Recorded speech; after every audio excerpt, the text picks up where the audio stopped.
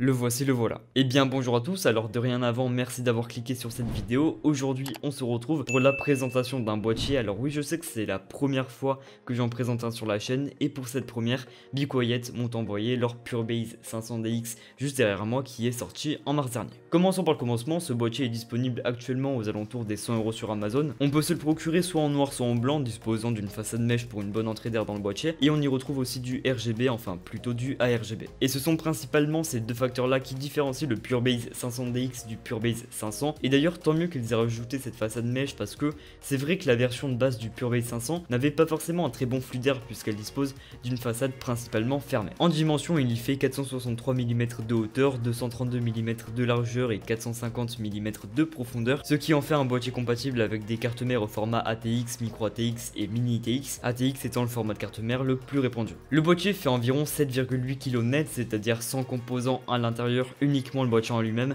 Puis après ça va surtout dépendre du poids de vos composants. Alors la vitre latérale du boîtier faisant 4 mm d'épaisseur et bien évidemment en verre trempé, elle est tenue comme la plupart des boîtiers de cette gamme à l'aide de 4 vis préinstallées que vous pouvez facilement retirer à main nue. De l'autre côté on retrouve simplement une plaque lisse pour cacher tous les câbles apparents tenus encore une fois par des vis, avec de l'intérieur une sorte de couche insonorisante pour isoler au maximum le bruit créé par le PC en général. Faut savoir que la façade mèche du boîtier est amovible, donc vous pouvez la retirer en tirant du dessous, puis juste derrière on y retrouve un filtre à poussière qui recouvre toute l'ouverture. Sur le dessus on retrouve une partie perforée pour faciliter l'extraction de l'air chaud du boîtier expulsé par le ou les ventilateurs du haut, couverte avec un filtre à poussière qui est magnétique que vous pouvez très simplement retirer et nettoyer. Sur l'avant du boîtier on retrouve un bouton pour modifier le RGB, une prise casque et micro en jack 3.5, le bouton power, un port USB 3.0, puis un port USB type C de deuxième génération. Comme sur tous les boîtiers, il est présent à l'arrière, donc l'emplacement pour la plaque IO Shield de votre carte mère, donc pensez bien évidemment à la placer avant d'installer votre carte mère. On retrouve aussi les 7 slots PCI réservés aux composants qui se branchent en PCI Express, notamment la carte graphique, et le support d'alimentation sur lequel vous devrez venir y visser votre alimentation, que je conseille d'ailleurs de retirer avant de la placer. Avec le 500DX, Be Quiet fournissent 3 ventilateurs préinstallés dans le boîtier, on y retrouve un à l'arrière et un autre au-dessus pour extraire l'air chaud présent dans le boîtier, puis le troisième est placé à l'avant pour au contraire apporter de l'air frais. Il s'agit tous les 3 de ventilateurs Be Quiet PureWings 2 de 140 mm, autant vous dire qu'en termes de silence et performance,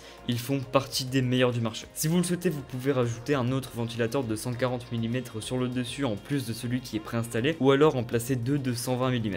Et en façade, vous avez également la possibilité de rajouter un second ventilateur en 140 ou alors mettre 3 ventilateurs de 120 mm. Le boîtier permet au maximum l'installation d'un radiateur de 360 mm en façade, de 240 mm sur l'emplacement du dessus et de 140 mm à l'arrière. Et il peut également accueillir des ventirades allant jusqu'à 190 mm de hauteur et des cartes graphiques faisant au maximum 369 mm de longueur. Alors je sais que c'est très précis tout ça, mais en même temps c'est vrai que des fois en fait 1 mm voire 2 mm ça peut tout faire basculer. Dans la partie visible du boîtier on a un emplacement pour placer 2 SSD en 2,5 pouces. Le bas est recouvert par un cache alimentation, puis on y retrouve aussi des trous, donc pour faciliter le passage de certains câbles pour les connectiques se trouvant au bas de la carte mère. Pour ceux qui connaissent un minimum la marque Be Quiet savent que ce n'est pas du tout dans leur habitude de proposer des produits rétroéclairés, et si je dis pas de bêtises, le Purebase 500DX c'est l'un des seuls produits Be Quiet à en posséder. Donc on retrouve en premier temps 2 bandes LED ARGB sur la façade, puis un ruban LED ARGB en haut à l'intérieur du boîtier qui viendra illuminer vos composants.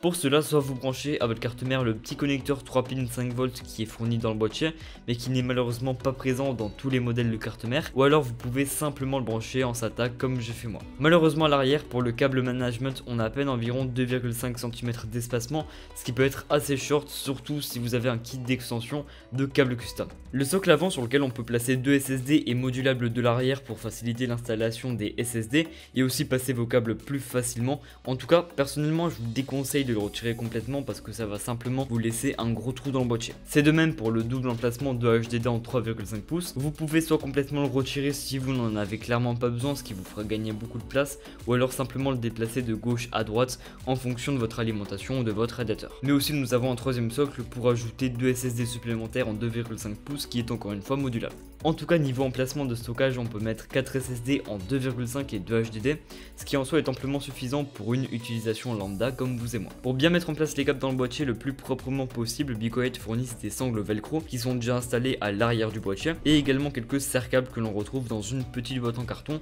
accompagnée de plusieurs vis. Je vous laisse avec une petite séquence de montage et on se retrouve juste après pour conclure la vidéo.